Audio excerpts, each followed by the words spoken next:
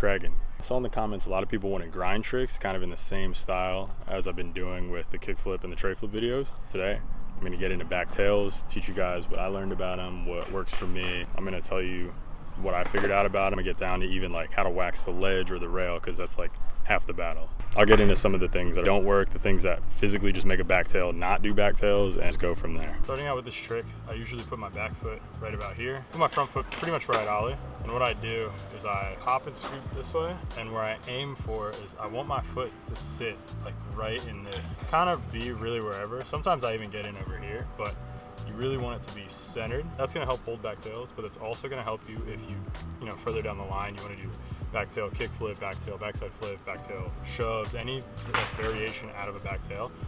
Right here is where you want all of your weight, because that has the most control. Ollie from here, pop down, scoop to the side, almost like a little back 180, and then you just want to land in this pocket right here, hold it, and then when it's time to come out, you push down on here, flick up just a little bit, turn your shoulders back to straight, or just let it go. It's fakey.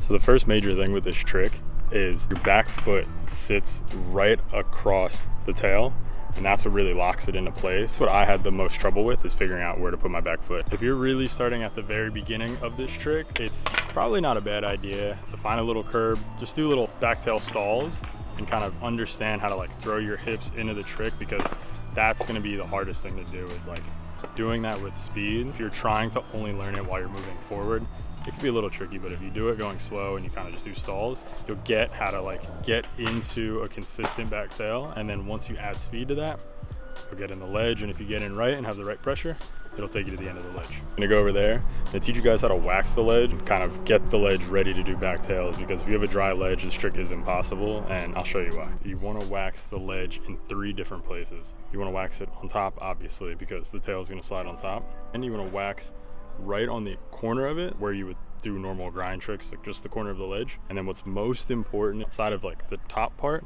is waxing the side of it where your wheels go. This trick's a little weird with weight distribution. If your back truck isn't completely like parallel to the edge of the ledge, say your front facing wheel on your back truck is tilted outward, that makes the board shoot out and slip out from under you. But if it's the opposite and your inside wheel of the back truck is outward, what that's going to do is it's going to put all of your pressure on that back wheel that's right on your heel, and it's going to stop you, and that's what makes you stick on a ledge. Sometimes with the ledge being like super waxed, it'll help get through that, but a lot of times putting your entire body weight and momentum on that one wheel up front on the back truck, that will kind of prevent you from sliding further. That's like one of the biggest things that will help with carrying it for distance. You can do a back tail, you can do it short, and most times when people fall out of a back tail to fakie or to regular, it's kind of because of that. But when you want to hold a back tail for distance, you're going to want to keep your back truck as parallel to the ledge as possible with all of your back foot weight on top of the ledge. So when you're riding up to this trick, you want to go not quite parallel, but not at too much of an angle. You want to aim down the ledge so you can carry all of your momentum. One really important thing is to figure out where your back foot is when you get on the ledge, is you want to ollie and kind of land in the pocket where your toes are and have your foot completely across your tail.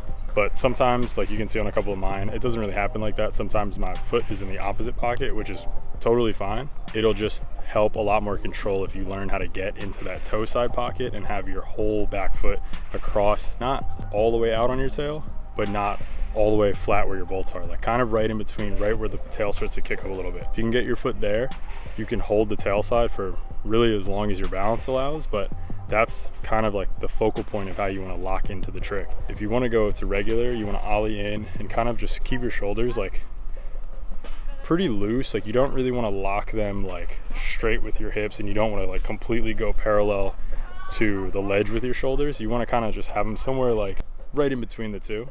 But if you want to go to fakie, what you want to do is you want to lock your shoulders to where your hips are positioned, and you want to turn your head a little bit, and right when it's time to come out, just swing your head as if you're going to swing your whole body back to like switch or to fakie, almost the same way you would do like a back 180, and naturally your body just wants to pop out. Popping out of a back tail is like fairly easy to learn. I feel like it's kind of natural, like your body wants to kind of jump off of the ledge anyway, like doing almost like a little tail drop out of it, but turning your hips back to regular, or doing a tail drop and kind of just letting your momentum take you to fakie. So really Going to fakie is easier, but going to straight shows a lot more control, and it's just good to have both. So another really good thing that I forgot to mention about this trick is how to bail it. You can get into some weird situations with this trick, especially when you slip out or you stick. Like, it can kind of throw your body weight off. You can't prevent everything, obviously, but what I found works the best is I always try to keep my chest up and keep my chin up, and if I do that, I at least have some sort of center of balance where I can kind of like maneuver my way and run out of something, because otherwise, if your chest is down and you're slipping out, you might just belly flop, man. You don't want to do that shit, trust me. So when you're doing the strict down stuff, it's a bit of the same angle, but you want to gap down the ledge a little further. If it's a hubba or a rail, you want to kind of go down further, kind of aim for the middle of whatever the length of the rail is or the hubba, because if you try to get on top too early, you might overshoot and get your back wheel on and get in a back lip, and that's like a really scary thing to do, and you never really want to play with that. In my opinion, it's better to just miss the tail slide going down than to get up top and do like a back lip or just some weird stuff.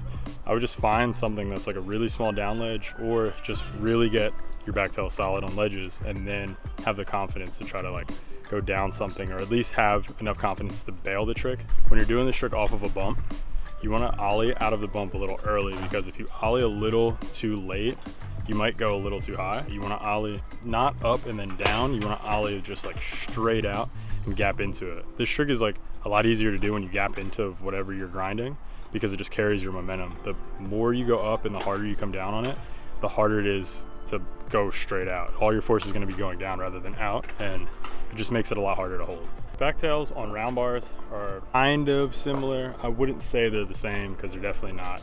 There's a spot where your foot kind of lands in, except in this case, that spot is like this big. It's like just right on top of the rail. Right where your back foot is on your tail, the rail is like literally right underneath it. This is like definitely a little more advanced doing it on a round rail. Usually round rail tricks are easier because you have more to play with, but in this case, this trick, more variables, doesn't necessarily mean a good thing. It's pretty much the same approach, same everything. The only difference is you have a way smaller margin of error on a round rail. Waxing the rail is kind of the same as the ledge. It's just you have to get underneath the rail too, because your wheels, if you look at where they lock in on a rail, will go underneath the rail, and if that's dry, that will stop you completely. It doesn't matter how much wax is up top, the wheels are what's going to grip before anything else. You want to try to avoid the posts that support the rail that are in the ground, or if there's like a middle post.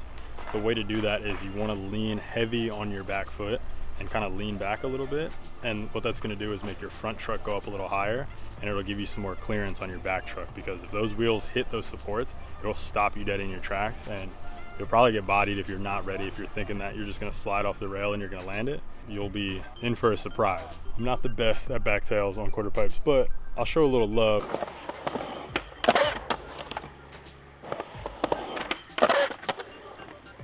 Maybe you guys can help me out in the comments. If there's someone out there who knows how to backtail quarter pipes, please let me know, because I've been trying them forever and it's just not translating from a ledge to a quarter pipe.